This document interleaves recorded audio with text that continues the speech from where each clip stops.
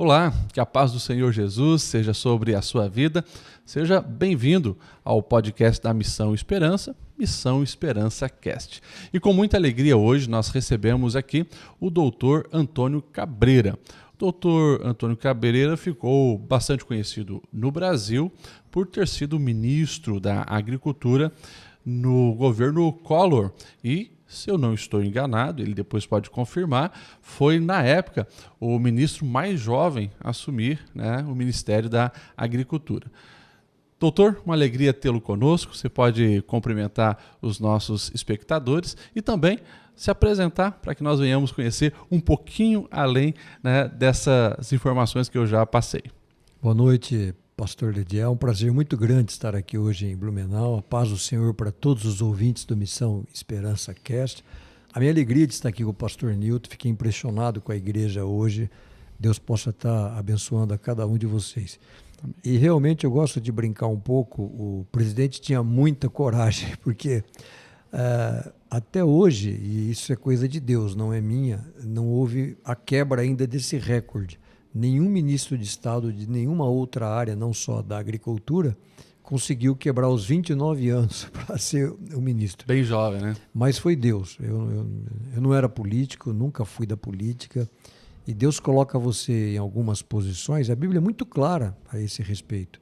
E é ali que você possa realmente testemunhar. E foi um momento muito valoroso, até para valorizar mais o nosso país, né? O Brasil é o único país do mundo que tem o nome de árvore. Não sei se o nosso ouvinte sabe, mas isso mostra já a vocação natural desse país em produzir comida, porque a agricultura é alimento. E o Brasil hoje é um dos maiores produtores de comida do mundo.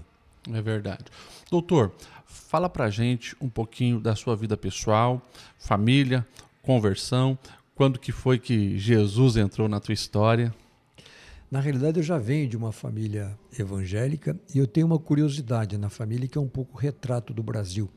Os meus avós, eles eram de 4 nacionalidades diferentes: italiano, espanhol, português e francês.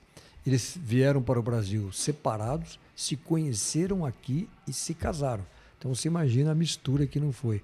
Mas rapidamente, só contando, esse meu avô italiano, ele gostava muito de vinho e ele veio da Itália e foi trabalhar no Machado, cortando madeira para fazer as estradas de ferro em São Paulo. E ele era alcoólatra, ele não gostava de se reconhecer como alcoólatra. Ele dizia: como eu trabalho no Rio para construir pontes para estrada de ferro, eu bebo um pouco de vinho para minimizar o frio da água. Mas na realidade ele bebia muito vinho. E um belo domingo ele está vindo embora bêbado e começou a dar aquele temporal, uma chuva dessas que estão acontecendo aqui agora no sul, daqueles pés d'água literais. Aí ele viu uma luzinha acesa, ele resolveu entra naquela luzinha, era uma igreja, estava tendo um culto, tinha 9 pessoas, e uma curiosidade só, o pastor estava pregando, e num determinado momento ele sentou ali, ele usava um chapeuzinho como bom italiano, e o pastor disse: só Jesus salva. Aí ele ficou tão assim, e ele, alto de bebida alcoólica, se levanta, pega o chapeuzinho dele, joga no chão e também grita: só Jesus salva.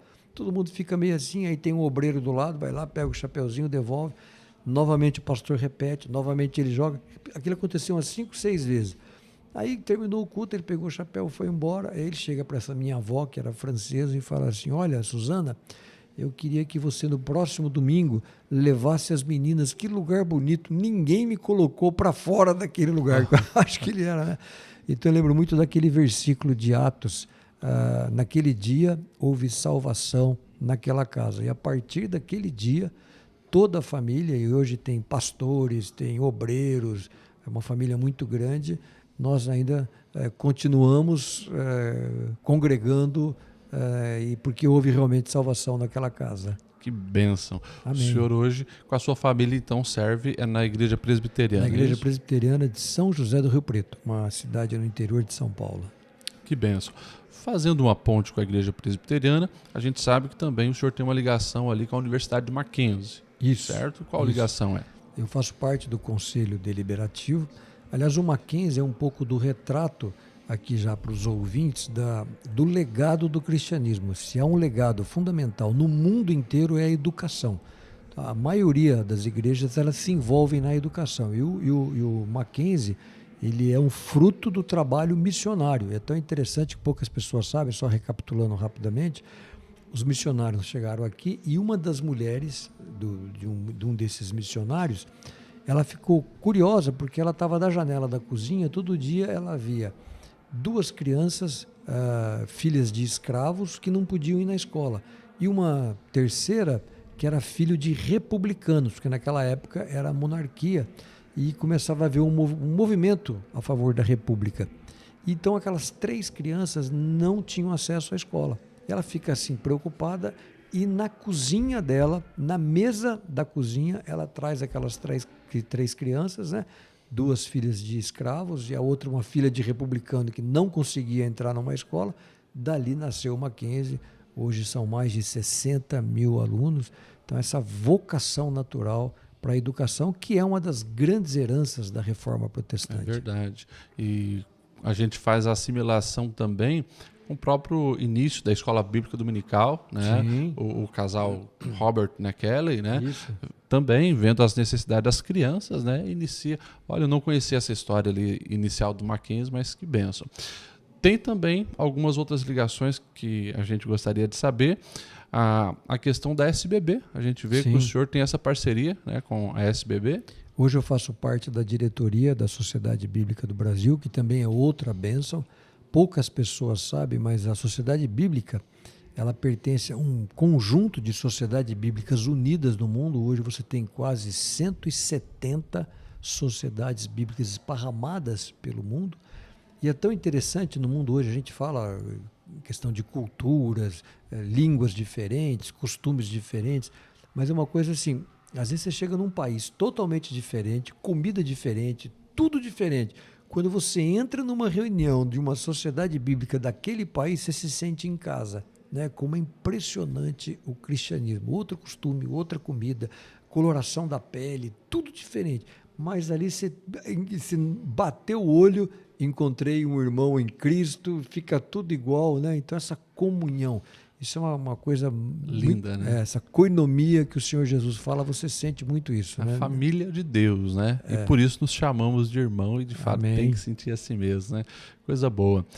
Uma outra ligação da sua pessoa, a questão cristãos na ciência, né? O senhor parece que é um dos fundadores, certo? Isso, nós temos uma associação, que é a associação...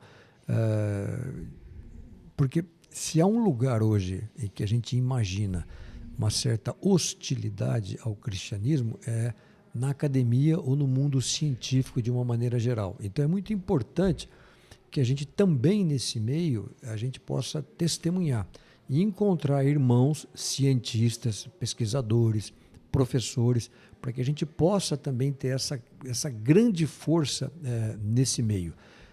Então, a Associação Brasileira de Cristãos na Ciência, ela tem esse foco, né? Ela tem seminários, ela participa mostrando, porque há um erro muito grande, principalmente a imprensa usa isso, que a religião, de uma maneira geral, ela é contra a ciência. Não se trata disso, muito pelo contrário. Se você pegar... na realidade, você vai entender que a ciência ela nasceu na Europa cristã. Nunca houve ciência na China, nunca houve ciência no Islã.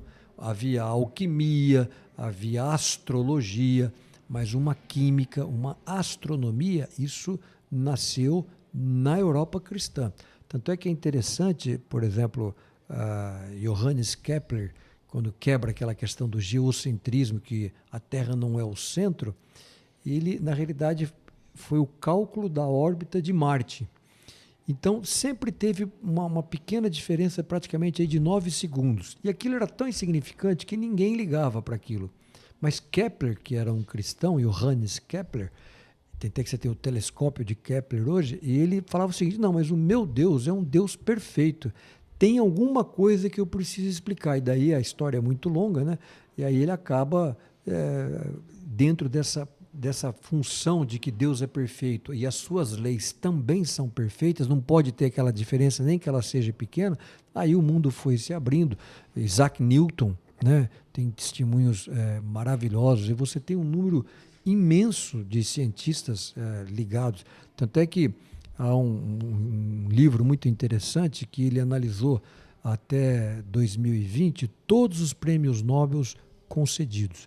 E quase 90%, 93% na realidade, foi concedido a judaico-cristãos. Então você vê a importância, porque o nosso Deus é isso, ele é um Deus que porque diferente de outras religiões, o nosso Deus é um Deus criador. Certo. E como eu fui criado à sua imagem e semelhança, eu também sou um criador. E quando Deus dá aquele mandato cultural em Gênesis 1:28, né? Dominai sobre a terra, sobre os peixes, sobre o mar. Então Deus está dizendo, olha, eu fiz essa criação, ela é sua, domine. E domina significa o quê? Eu quero conhecer, eu quero explorar, eu quero descobrir a vacina do Covid contra o câncer, eu quero descobrir uma nova variedade de feijão, de arroz, de soja. Então, esse é o mandato cultural. E não temos isso nas outras religiões. Se você pegar, nós temos um Deus criador que criou. Agora, se você pegar, por exemplo, a mitologia africana, foi uma luta de dois gigantes, né?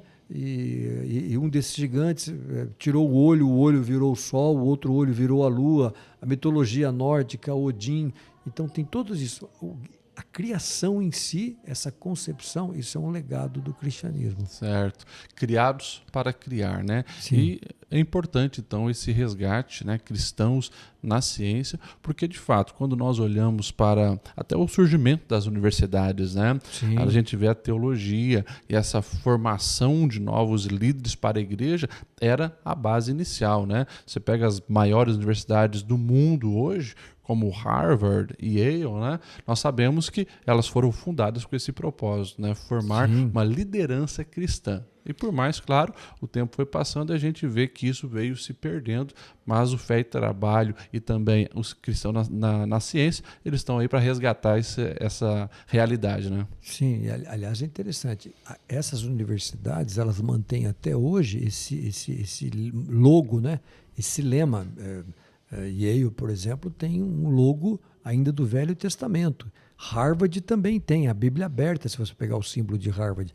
Então essa é uma das grandes heranças da reforma protestante que a gente tem que resgatar. E aliás eu quero fazer aqui vou cutucar onça de vara curta. Eu acho que um dos maiores erros hoje da igreja cristã é a negligência em relação à educação. Eu digo isso não que a gente não... Porque eu não conheço ninguém, se você está aqui num podcast, não conheço ninguém que é contra a educação. O senhor nunca vai trazer alguém aqui, vai entrevistar, não, eu sou contra a educação. Não, todo mundo é a favor. O problema é esse a favor, as maneiras diferentes. E aí, eu quero ser muito sincero no que eu vou falar, talvez hoje, grande parte do ensino público, ele é hostil ao cristianismo. Então a gente tem que tomar muito cuidado com isso, porque é onde a gente perde a maioria dos nossos filhos e dos nossos netos. Se você pegar qualquer igreja, se fizer um estudo, a maior perda da membresia acontece nesse período universitário, porque eles caem nesse ambiente que é hostil, não estão às vezes muito bem preparados, né, e se afastam da igreja. Então, na realidade, a gente tem que tomar muito cuidado, porque a gente fala assim, não, o ensino público é importante. Mas a escola pública hoje, na realidade, ela é a escola do governo, ou seja, o governo que tiver de plantão, ele que vai ditar as normas. E aí tem uma diferença que eu acho que todo cristão deveria ter no coração, aí até um certo envolvimento com a política sem a ideologia. E qual é? A gente tem a concepção de que a educação é um dever, é um direito, aquela coisa toda, mas a obrigatoriedade do recurso público na educação, isso não implica que esse recurso vá para a escola. Esse recurso ele seria obrigatório para o aluno. Então, vou colocar aqui em Blumenau dinheiro público na educação. A gente sempre imagina, tem que colocar na escola. Não. O ideal seria que você desse ao aluno. Isso se chama Vale Educação. Porque aí o aluno ele vai ter a liberdade de poder escolher a escola onde ele vai estudar. Qual que é o critério de uma criança pobre hoje aqui em Blumenau se matricular? O seu CEP, a sua residência, porque o aluno hoje ele é obrigado a se matricular na escola que é mais próxima. Ou seja, mesmo que seja uma escola ruim, ele não pode ir na escola seguinte. Estou falando só da escola pública. Sim. Então, se você tem o Vale Educação, você traz a competição entre as escolas. E aquele que vai falar, mas eu sou a favor da escola pública, não tem problema. Então, você usa o seu Vale e coloca o seu filho na escola pública. Não, eu gosto da escola privada. Por que eu estou dizendo isso? Porque essa é uma oportunidade de a gente reavivar as escolas confessionais. Certo. Porque se você tem uma escola dominical aqui na igreja, ensina uma série de coisas, quando chega lá na outra escola é contra os ensinamentos daqui. O Vale Educação vem muito nesse sentido. Que ideia interessante. Isso está sendo aplicado em algum lugar? Sim, começa agora no Brasil. Não chegamos no ponto como tem nos Estados Unidos. Lá se defende muito o homeschooling, né, que é a educação domiciliar. No Brasil ainda tem muita gente que é contra. Eu participei de um debate nos Estados Unidos que eu achei muito interessante, dessa defesa do Vale Educação, né? E esse debate estava lá, não é ministro, lá se fala secretário da Educação, mas era o ministro da Educação. E tinha uma mãe muito incisiva, né, defendendo o Vale, e o ministro contra o Vale, não, a escola pública é melhor e tal. E num determinado momento do debate, o ministro vira e fala assim para essa mãe, olha, a senhora pode ter certeza, nós temos aqui, e realmente tinha uma bancada imensa de especialistas, as maiores autoridades de educação, então nós sabemos como fazer, olha, nós sabemos o que é melhor para os seus filhos. O ministro falando para ela. Ela vira e faz uma pergunta muito simples. O senhor está dizendo que o senhor sabe o que é melhor para os meus filhos? Qual é o nome dos meus filhos? O ministro ficou parado. E realmente não tem ninguém que sabe o que é melhor para o seu filho ou para a sua filha do que o pai e a mãe.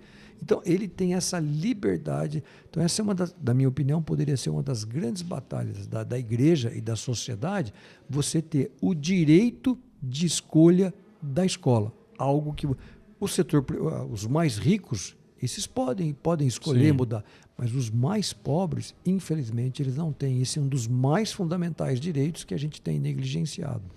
Interessante essa ideia, né? Eu até iria lhe perguntar, porque a gente estava ali apresentando e falamos ali cristãos na ciência, né? E como a questão da educação é algo extremamente importante para a igreja também, do amanhã, e que nós não podemos negligenciar, eu iria lhe perguntar isso, se a solução estava em nós criarmos escolas confessionais ou nós prepararmos, né, uma nova geração de professores, diretores, para também estar nas escolas, né, públicas, fazendo a diferença, né? Mas o senhor já deu uma solução interessante. Não, mas tudo, eu acho que nós temos que investir mais em professores. E se me perguntarem hoje, a maior batalha hoje da igreja cristã, no mundo, eu diria, não é apenas no Brasil. Essa maior batalha hoje, ela está acontecendo numa sala de aula e nós estamos perdendo. A verdade é essa. Tanto é que eu sou do agronegócio. O agronegócio, mulheres ligadas ao agronegócio, eles criaram um movimento que se chama De Olho no Material Escolar. Então, o que eles fizeram? Eles pegaram mais de 90% de todos os livros do ensino médio, do ensino básico, do ensino fundamental, e fizeram uma análise, contrataram especialistas e procuraram toda a referência que tinha ali ao agronegócio, eles queriam saber, é positiva ou negativa? Fizeram essa classificação, resultado, 64% de todas as citações hoje no ensino médio e no ensino fundamental do Brasil são contra o agronegócio. E o triste dessas citações é que apenas 3% tem algum embasamento científico. A gente está falando de academia, de cristãos na ciência. Se alguém que deveria seguir a ciência era a escola. Então, hoje, 97% das citações contra o agronegócio são opiniões dos autores, não é realmente ciência. E aí fica uma ideia. Por que não falar? Que os nossos livros escolares hoje falam de liberdade religiosa, falam dos nossos valores, falam de família e assim por diante. Porque às vezes a gente, há um ditado muito interessante que fala, nós estamos mandando os nossos filhos para Roma e eles estão voltando romanos. Aí a gente não sabe o que é que está acontecendo. Então acho que essa é uma área em que a igreja deveria se envolver mais. Não como política, de palanque, não se trata disso, mas afinal de contas nós estamos tratando do futuro dos nossos filhos. O presente e o futuro. Sim, né? sim. É real, né? Isso é uma grande verdade. Bem também fora da lógica, né? Porque qualquer um que para e pensa e conhece um mínimo do agronegócio no Brasil, sabe que a economia hoje do Brasil é muito sustentada pelo agronegócio, né? E o Brasil também não sei se é o maior, mas está entre ali os 5 maiores produtores, é o celeiro do mundo, pelo que a gente ouve falar, e acho que com mais propriedade o senhor pode afirmar isso, não é verdade? Não, é verdade. Aliás, eu lembro sempre de Mateus, né? Se eu tivesse que definir hoje o que é o agronegócio, é aquele versículo: eu tive fome e me destes de comer, eu tive sede e me destes de beber. Sede, hoje, de cada 10 copos de suco de laranja que o mundo bebe, 7 foram produzidos aqui no Brasil. E fome, o Brasil está mandando comida hoje para 200 países, os mais diferentes possíveis. E às vezes, aqui uma curiosidade, olha que coisa interessante. Você tem, por exemplo, o judeu, ele tem algumas características na sua alimentação. A gente chama de abate kosher, que é um abate com certos preceitos da Bíblia. Aqui vai uma curiosidade, inclusive, naquela luta de Jacó com o anjo, Gênesis 32, o anjo toca na coxa de Jacó. Então, ele ficou coxo, ele ficou manco. E por isso, o judeu não come a parte traseira do bovino, ele só come o dianteiro. E tem uma série de regulamentos. Como também o Islã, os muçulmanos, ele tem outro tipo de abate, que é o halal, que a gente chama. A curiosidade, eles vivem brigando, tá aí a questão Israel, Hamas, essa infeliz guerra, mas o Brasil ele é o maior exportador de carne kosher e o maior exportador de carne halal do mundo. Então, veja a importância do Brasil. Hoje você não consegue imaginar a China sem o Brasil. Então, o Brasil hoje é o principal fornecedor de alimentos para a China. Imagine, se o Brasil sai de cena, você cria um problema. Então, o Brasil hoje ele é um instrumento de estabilidade.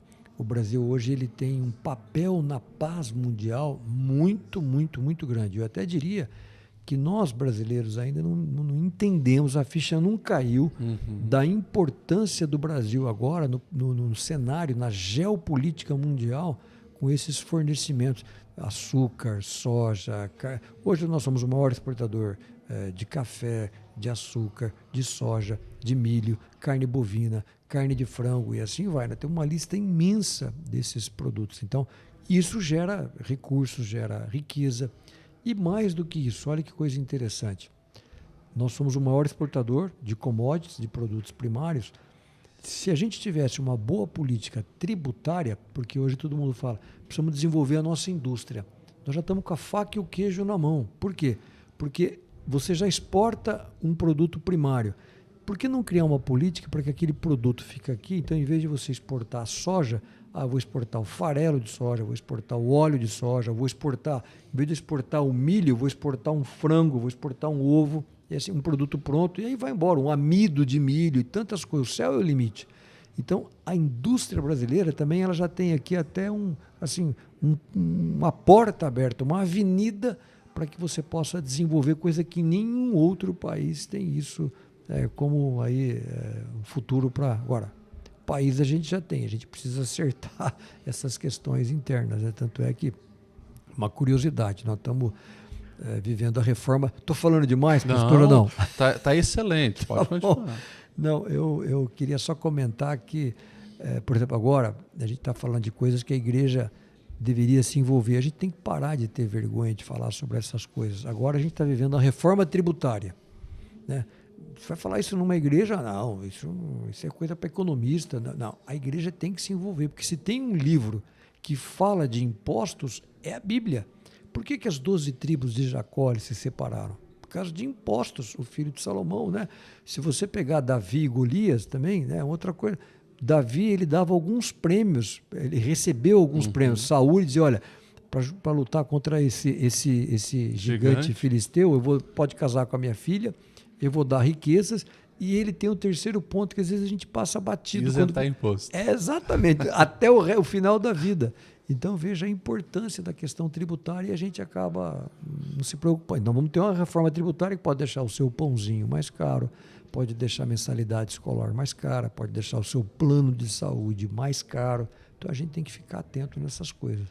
Bom, nós estamos no meio de uma conferência missionária e o doutor Cabreira foi um dos nossos palestrantes e ouvindo-lhe agora e ouvindo ali na palestra, nós percebemos que o senhor é apaixonado pelo Brasil, né, e mostrou ali para a gente a questão lá dos terremotos, né, o quanto o Brasil é privilegiado. E falando aí desses números sobre o agronegócio, a gente percebe que, de fato, é uma nação próspera que tem tudo para dar certo.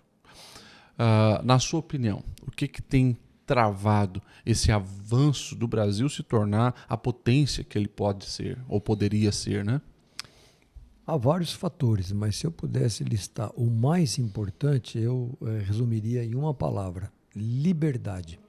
Aliás, eu acho que esse foi o segredo dos Estados Unidos. Poucas nações conseguiram compreender a economia bíblica como os Estados Unidos. E ele tem uma palavra-chave, talvez a palavra freedom, né? Se você definir os Estados Unidos, essa palavra da liberdade, né? O americano ele é apaixonado pela liberdade. Isso vem da sua declaração. Na realidade, a Bíblia é um livro da liberdade. Tanto é que diversas vezes Deus reitera isso.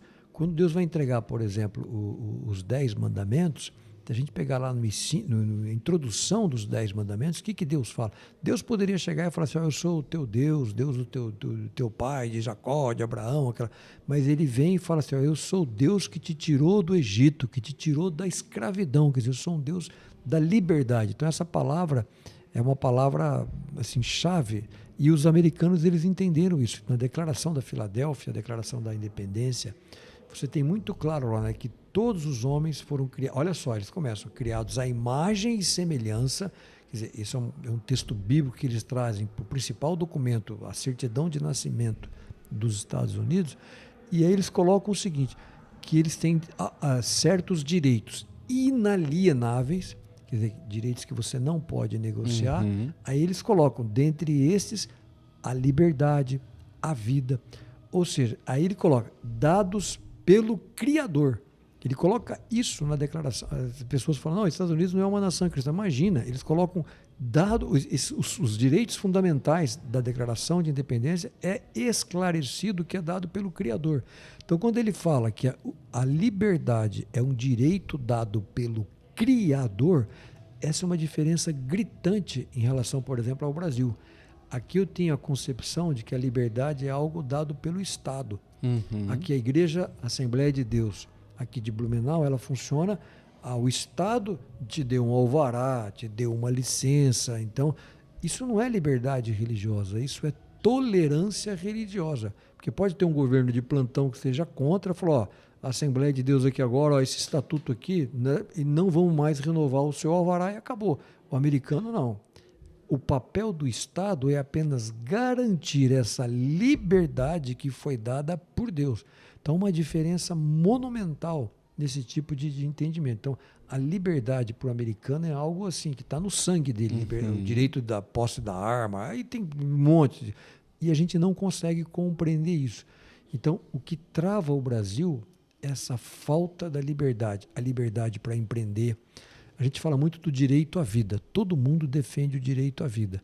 Mas quando você não tem a liberdade ao trabalho, você está tirando esse direito à vida. Você está impedindo ou atrapalhando ou dificultando o sustento de uma pessoa para ter o direito à vida. Então, essa burocracia, essa regulamentação, esse excesso de impostos, de taxas, de legislações, isso dificulta. E dificulta quem? Dificulta principalmente os mais pobres. Aquele que quer montar, às vezes, uma pequena borracharia, quer montar um salão de beleza, uma pequena pastelaria, ele tem que pegar licença, ele tem que pegar o bombeiro. Eu sou de São José do Rio Preto. Como eu compartilhei aqui com o senhor, pastor, aconteceu uma coisa tão irônica que um dos irmãos bombeiros lá de Rio Preto, ele mora vizinho meu, também é um irmão em Cristo, né? Pra você ter uma ideia aonde vai parar a burocracia. Em São José do Rio Preto, um juiz fechou o corpo de bombeiro da minha cidade porque não tinha o alvará do bombeiro para funcionar. Olha só. Então, você imaginou, né? É uma coisa assim, inédita, né? O juiz fecha o corpo de bombeiro porque não tem o alvará do bombeiro. Então é uma coisa muito triste. São fatores que, de fato, não compreendemos e traz um atrapalho para o desenvolvimento do Brasil. Mas, mesmo assim, mesmo com esses atrapalhos colocados pela politicagem, né, por falta de educação, a gente vê que o Brasil ele tem feito muito, como foi falado aqui na questão da agricultura, e a gente também, né, sabe que tudo isso abre portas para a igreja, questão Sim. da evangelização, né? E eu queria aproveitar para a gente falar um pouco sobre esse assunto, porque sabemos que o senhor é alguém que rodou o mundo todo, né? E conhece os desafios também, as oportunidades também para a igreja ao redor do mundo. O Brasil e a igreja brasileira, nós podemos usar toda essa facilidade que o mundo tem para o Brasil, não apenas para receber o alimento do Brasil, mas o brasileiro ele é aceito também, bem aceito em todo o mundo, né? É um país que não promove guerras, consequentemente nós temos essa abertura e a igreja deveria, né, estar aproveitando isso, correto? Sim. Eu acho que essa é uma grande porta e eu tenho no meu coração a certeza de que Deus tem grandes planos para o Brasil. Nesse comércio de comida, de alimentos, isso é uma porta aberta. Aliás, poucas pessoas sabem, mas a abertura religiosa no Brasil, ela começou, porque a gente tem essa dificuldade de associar a fé com o trabalho, né? Mas a abertura religiosa do Brasil começou no Tratado de Comércio e Navegação com a Inglaterra. Era um tratado comercial que aí a Inglaterra assinou na época com Portugal, e ela coloca no artigo 12 uma cláusula que os súditos ingleses, da majestade inglesa, não poderiam ser incomodados pela sua religião aqui no Brasil. Então, quando colocou-se aquela cláusula 12, abriu-se a porta para que os missionários viessem, porque até então eles não podiam vir ao Brasil. Então, veja, o comércio abrindo uma porta para a liberdade religiosa. Aí chegaram metodistas, batistas, logo depois vieram os assembleianos e assim por diante. Então, olha só, um acordo comercial. Agora, o que falta para nós, na minha opinião, nos movimentos missionários, nesse sentimento, desse papel que o Brasil pode ter lá fora, nós ainda, no público interno é fácil, né? Você aquecer o coração, explicar o que é uma grande comissão, o ID, que o ID não é um convite, o ID é uma ordem do Senhor Jesus. Mas eu acho que a igreja cristã brasileira, ela tem que ainda contar melhor essa história para a sociedade brasileira.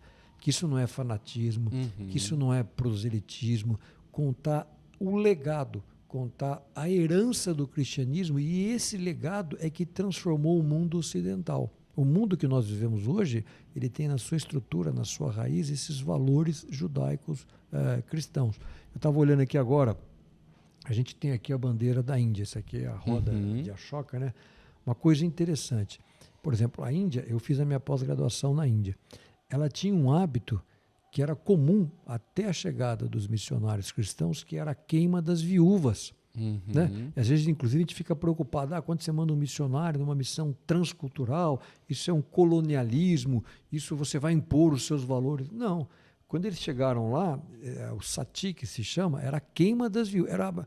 Morria, ficava viúva, ela tinha que ser literalmente queimada. Junto com o Era um assassinato, era um assassinato isso. Aí os missionários chegaram e falaram, olha, isso aqui tem que parar, tem que parar. Foi uma luta de William Carey, né? E aí a sociedade indiana, não, mas isso é um hábito nosso, isso é um costume nosso. Aí ficou aquele embate. Chegou num momento que os missionários falaram, olha, nós vamos fazer o seguinte, se isso é um hábito de vocês, eu queria dizer que também nós temos um hábito, nós temos um valor. E o valor que nós temos é que quem mata uma outra pessoa, a gente manda para a cadeia. Então, se vocês não pararem de fazer isso, nós vamos começar a prender a você. Aí parou essa questão. Então, essa história a gente precisa traduzir. Isso acabou. O infanticídio, o fim da guerra dos gladiadores. A gente às vezes conta, a Bíblia chegou com a espada aqui na América, essa coisa toda. Mas se você realmente, claro, a colonização teve os seus erros, teve os seus exageros, mas no balanço ela foi muito mais positiva. Quando Hernán Cortés, né, chegou com a Armada Espanhola aqui, por exemplo, na América, em Teotihuacán, no México, ele encontrou canibalismo puro. Ele encontrou, por exemplo, os astecas arrancando o coração vivo dos seus inimigos. Tanto é que é uma coisa interessante, os astecas eles dominavam mais de 100 diferentes tribos. Quando Hernán Cortés chega aqui e acaba derrotando os astecas, aquela batalha da derrota foi o dia da libertação das outras tribos, que poucas pessoas sabem isso na história. Até hoje, essas outras minorias, eles comemoram essa libertação do jugo asteca. Então é interessante a gente conhecer bem essas facetas e contar melhor essa história do cristianismo. Claro, até para nós cristãos, né, conhecermos e vermos também as oportunidades que tudo isso traz, né? Inclusive a questão do agro, a questão do futebol, né, e tantas outras questões que nós, como igreja do Brasil, poderíamos estar aproveitando melhor para fazer ainda mais em prol do reino de Deus, não é verdade? Amém. Falando sobre essa questão, a gente falou um pouquinho da questão de educação, como está politizado hoje, né, ideologias entrando nas escolas, como que a igreja deve se posicionar. Nós demos pelo menos uma pinceladinha nisso. Vivemos no Brasil uma grande polarização política, né? Na sua opinião, isso tem trazido prejuízos para o avanço da igreja, para a evangelização? Eu acho que a maior dificuldade da igreja, e eu quero falar com muito cuidado isso, o púlpito não é um palanque. A igreja, ela não é um comitê eleitoral, não se trata disso.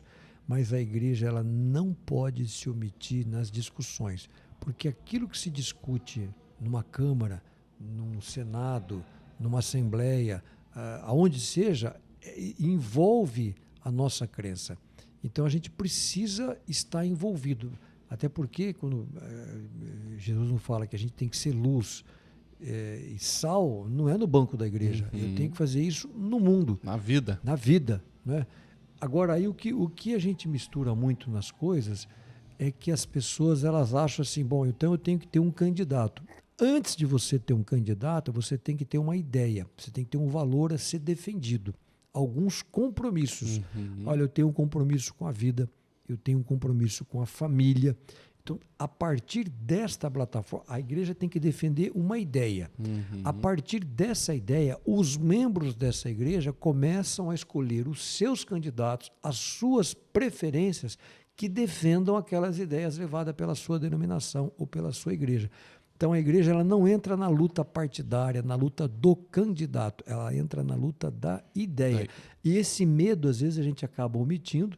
E tem aquela frase célebre de Martin Luther King, que era um pastor, né? Ele dizia, pior do que o governo dos maus é o silêncio dos bons. E quando eu não me envolvo, alguém vai se envolver. E a Bíblia, quer queira ou quer não, ela é um livro que ensina as lides políticas. José, né? Todos eles, Daniel, todos eles foram lideranças políticas no bom sentido. Então, quiçá a gente possa ter essa compreensão e a importância do jogo político. Até porque, se a gente não se envolver na política hoje, não é porque a gente quer falar de Jesus ali, é porque a gente não quer que daqui a um tempo seja proibido falar. Que é o que estão tentando fazer hoje, né? Infelizmente. Mas eu acho que essa visão é extremamente importante. Jamais colocar um partido acima dos valores que nós cremos. Né? Nós defendemos os valores e entramos também, né, nas discussões políticas, defendendo as nossas ideias, até porque somos também cidadãos e isso tudo nos afeta. Né? As escolhas que estão sendo feitas no mundo político vai afetar também nós como cristãos. Ok?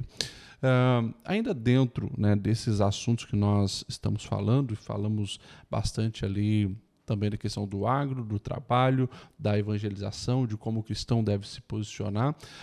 Fala um pouquinho para a gente como surgiu essa ideia do fé e trabalho. Né? Hoje, eu creio que boa parte, quem sabe, de quem está na internet, ele conhece principalmente por isso, né? Alguns talvez mais novos nem sabem do histórico, né, como ministro e tal, mas a gente acompanha bastante ali o Fé e Trabalho no Instagram, né, que tem tratado de vários assuntos envolvendo nessas temáticas, inclusive temáticas políticas. Conta pra gente como que surgiu e qual é o objetivo desse projeto. O objetivo é exatamente isso, associar a fé com o trabalho. Se há um tema hoje que a maioria esmagadora das igrejas e dos púlpitos brasileiros eles são silenciosos, é a respeito dessa associação, a fé e trabalho. A gente tem um medo danado de falar de riqueza, de falar de dinheiro na igreja. Então você tem empresários, você tem homens de negócios que às vezes eles não conseguem encontrar uma mensagem específica para eles. Se falar de dinheiro, de lucro, às vezes é uma palavra extremamente feia. E eu tenho uma filha minha, a caçulinha, a Giovana, que ela faz economia na Universidade de Chicago, que é uma das melhores escolas de economia. Mas eu brinco com ela, falo, filha, o melhor livro de economia é a Bíblia. Ela fala, não, pai, mas a Bíblia não é um tratado de economia. Eu falo, não, realmente, um tratado de economia ela não é.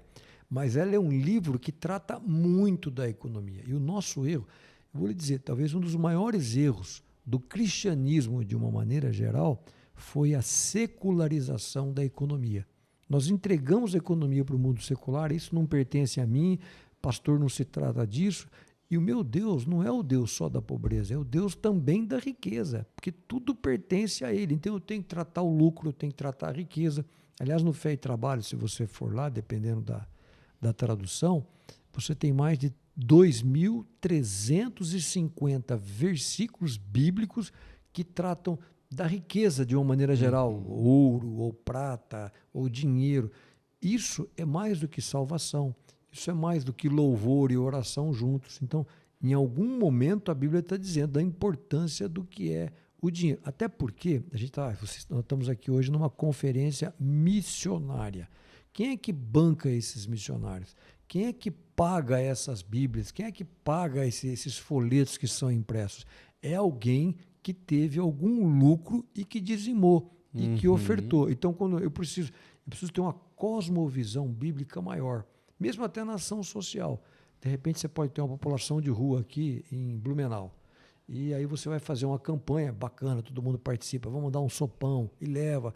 Só que eu preciso ter uma visão maior que todo necessitado, todo carente, todo vulnerável, ele precisa de um bem econômico. Ele precisa da palavra, ele precisa das boas novas, mas às vezes ele precisa de um bem econômico. Aquele que tem fome precisa de algum agricultor que produza comida, esse bem econômico. Aquele que está doente precisa de um remédio, um bem econômico.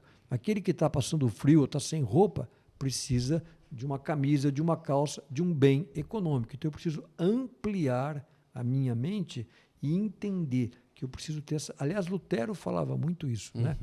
Ele tinha uma expressão que ele falava que nós somos larvas Dei. A gente exercendo a nossa vocação, eu sou como se fosse uma larvinha, né? E aí eu fazendo essa tapeçaria de Deus. Então eu como agricultor, outro como médico, outro como professor, a gente vai, cada um na sua profissão, tá, né? Aliás, nessa parte de economia eu sempre não custa relembrar. O nosso Salvador era um carpinteiro. Ele tinha uma profissão, ele estava preocupado com economia, né? Certo. Bastante coisas interessantes, né, sobre esses assuntos. Para nós caminharmos para a reta final, porque o tempo voou, né, e a gente falou bastante, eu ganhei um livro de presente, eu gostaria também de falar aqui desse livro, que envolve a questão do fé e trabalho, né, A Pobreza das Nações, uma solução sustentável. Um livro de Wayne Grudem e Barry Asmus, que foi traduzido aqui pelo Grupo Cabreira, né, que é o grupo fundado aí pelo pai do doutor Antônio Cabreira, e hoje tem no Brasil esse livro, né, que eu conheço o Wayne Grudem, né, sei que é um excelente autor, e pelo que o doutor já compartilhou com a gente, você que tem interesse sobre esse assunto de economia, sustentabilidade, fé e trabalho, está aí uma excelente dica. Obrigado, tá, pelo presente. Caminhando então para a reta final, falando um pouquinho ainda mais de igreja, o senhor falou que no Brasil vê que a educação é uma grande necessidade, né, que a igreja precisa se despertar. Mas falando um pouquinho ao redor do mundo, o que o senhor vê como o grande desafio da igreja na atualidade, ou quem sabe nos próximos 5 e 10 anos? A liberdade religiosa. A falta da liberdade é um poder professar a minha fé. E, na realidade, tem surgido algo que eu acho que a igreja cristã, de uma maneira geral, no mundo, ela tem que ficar muito atento, é com essa expressão discurso de ódio. E por que eu estou dizendo isso? É interessante que nós, às vezes, no debate público, nós estamos esquecendo a importância das palavras, o poder das palavras, porque o mundo seria um caos sem as palavras. Nós estamos aqui num podcast usando palavras para externar opiniões, externar o meu pensamento. Então a gente tem que tomar muito cuidado, porque hoje você está vendo uma manipulação do sentido, do significado das palavras. A gente tem vivido isso, inclusive, na economia. Porque o que você tem hoje? Eu não conheço ninguém, nem aqui nesse podcast, que vai levantar o braço. Eu acho que eu pago pouco imposto, eu queria pagar mais imposto. Não existe isso. Todo mundo sabe que paga muito imposto. E do outro lado você tem um governo que quer arrecadar mais. Sempre, toda a máquina pública e tal. Então, qual é a tática? Isso está acontecendo agora, a gente não está atentando para isso. Quando você tem uma redução de impostos, você vê na imprensa o governo fazer o seguinte: olha, fulano tem um incentivo fiscal, fulano tem um subsídio. Não, subsídio é quando você vai, coloca no orçamento público e aí depois você distribui aquele recurso público para subsidiar alguém. Isso é um subsídio. O que você tem em alguns produtos da agricultura, como no caso da cesta básica, é uma redução de impostos. Então, redução de impostos é redução de impostos, não é subsídio e nem é incentivo. Então, nós temos que parar com esse ativismo. E isso está acontecendo na liberdade religiosa. O discurso de ódio, que era uma coisa que não acontecia há 10, há 20 anos atrás, não tinha discurso de ódio. Começou agora. Então, esse é um sentido, é um tangenciamento de palavras para proibir a sua manifestação da crença. Até porque, quem é que vai definir o que é um discurso de ódio?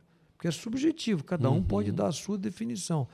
E a gente está chegando num ponto que a gente tem que entender o seguinte: uma opinião diferente da sua não é fake news. Uma opinião diferente da sua não é desinformação. Uma opinião diferente da sua não é homofobia. Uma opinião diferente da sua é uma opinião simplesmente diferente da sua. Ponto. E é isso que fez o mundo desenvolver. Esse embate de ideias que o mundo prospera, que o mundo fica mais rico. Esse discurso de ódio está tirando aquilo que enriqueceu o mundo ocidental. Se você pegar os grandes debates esse tempo atrás, por exemplo, eu estava visitando a Hungria, só para terminar aqui rapidamente, eu sei que nós estamos, mas é uma coisa interessante, havia um cristão chamado Ignaz Swetzen, ele é um grande médico na Hungria, e ele queria entender por que ele trabalhava num hospital, tinha uma alta mortalidade daquilo que eles chamavam da febre pós-parto. Morriam muitas crianças e morriam muitas mães, e ele queria entender o que se passava. Ele foi descobrir que o índice de mortalidade era maior no hospital do que nas parteiras comuns. E ele ficou intrigado com aquilo, foi estudar. Resultado, o que ele descobriu? Os médicos, como havia uma faculdade de medicina junto, eles tocavam em cadáveres e depois eles iam tratar a cesariana, a parto, aquelas... Então, a contaminação era muito grande. Por quê? Porque a ciência da época acreditava que a transmissão da doença era a teoria miástica, ou seja, era transmitida pelos odores tóxicos. Depois vem Pasteur, que fala, não é isso, é a microbiana, através dos micróbios. Mas a ciência da época dizia aquilo. E quando ele chega e fala o seguinte, lave as mãos, aquilo foi uma coisa horrorosa. Tanto é que ele foi assim renegado e ele acaba morrendo num hospício totalmente desconhecido, mas foi o primeiro que tratou dessa questão, dessa higiene médica junto às parteiras.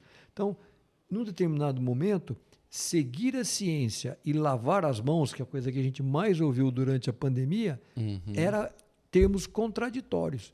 Hoje a coisa mudou. Mudou por quê? Porque alguém teve a coragem de ir contra aquela corrente majoritária daquele período e dizer, olha, não, essa ciência está errada, é importante que se lave a mão. Hoje, a principal universidade de medicina de Budapeste tem o nome dele. Então, como as coisas mudam, e mudam como? Por esse debate, por essa troca nesse ponto e esse contraponto. Então, quando a gente retira isso da sociedade, é uma sociedade que está ficando mais pobre e colocando em risco várias liberdades, dentre elas a nossa liberdade religiosa. Isso, de fato, é algo muito importante, que precisamos nos posicionar com convicção, porque se ficarmos quietos e cedermos, daqui a pouco, de fato, nós não temos mais como defender, inclusive, a verdade que nós acreditamos. Porque o que querem nesse mundo politicamente correto, no fim das contas, é isso, né? Nós venhamos abrir mão das verdades que nós acreditamos, o que compromete toda a essência do Evangelho, não é verdade? Para nós finalizarmos, então, Duas perguntas rapidinhas, então, doutor.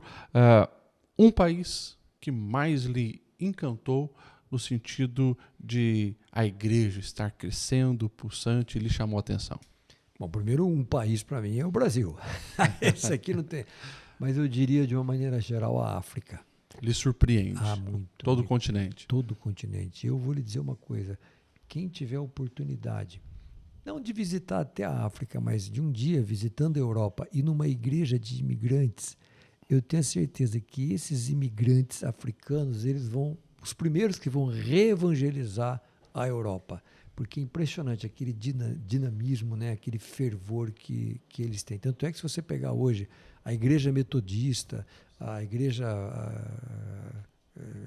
episcopal africana, elas são muito maiores do que suas matrizes na Europa ou nos Estados Unidos. Ok. Um país que o senhor vê como o maior desafio ainda para a igreja alcançar? A Coreia do Norte. Coreia do Norte. Esse é um país ainda que tem grandes desafios e precisa de muita oração. O senhor esteve lá? Estive, e é um país muito, muito difícil. Ok. Finalizo com uma das frases que o senhor nos impactou hoje. Não somos responsáveis apenas pelo que fazemos, mas também pelo que deixamos de fazer. Hudson Taylor, citado pelo senhor. E eu quero, olhando para essa frase, né, agradecer por tudo que o senhor tem feito e por aquilo também que o senhor tem compartilhado através de tanto saber, de tantas experiências, né? Graças a Deus que essa frase ele foi encarnada na vida, nós temos visto os frutos, os resultados disso. O senhor passa pela vida deixando um grande legado, né? Não quer ser omisso naquilo que Deus lhe confiou, nos lugares que Deus lhe possibilitou estar.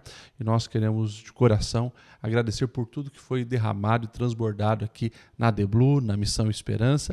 E os nossos espectadores aí também agradecem e queremos ouvir as suas considerações finais para encerrarmos esse podcast. Olha, só de agradecimento. Eu quero cumprimentar a Igreja Assembleia de Deus aqui de Blumenau por essa conferência. Esse é um tema cativante e é um tema que tem que estar na pauta da igreja brasileira. Cada um de nós, você ouvinte, por mais simples, por mais receio que você tenha, mas você também é um missionário. E é isso que a gente assistiu aqui hoje e amanhã essa conferência continua. Então eu quero cumprimentá-los por trazer esse assunto, que é o assunto básico do cristianismo, o ID. A grande comissão é o que vocês estão fazendo e praticando aqui. Deus os abençoe sempre. Amém. Obrigado, doutor. Blumenau está com as portas sempre abertas. Venha mais vezes aqui nos visitar e nos abençoar. Que bom que você esteve conosco nessas reflexões aqui nesse podcast da Missão Esperança. Que Deus também lhe abençoe grandemente.